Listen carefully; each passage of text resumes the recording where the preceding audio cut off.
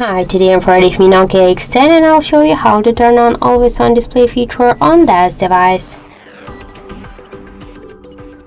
So first we should launch the Play Store application because unfortunately we have now installed by default the AOD feature. That's why we should get the Movies Add application.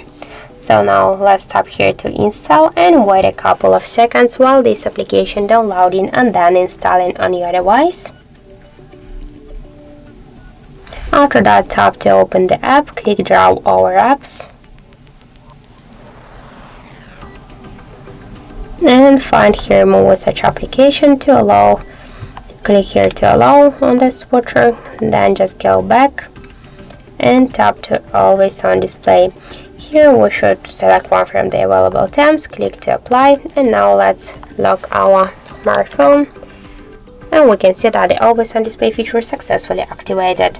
So that's it, thank you for watching, and if you find this video helpful, don't forget to leave a like, comment and to subscribe our channel.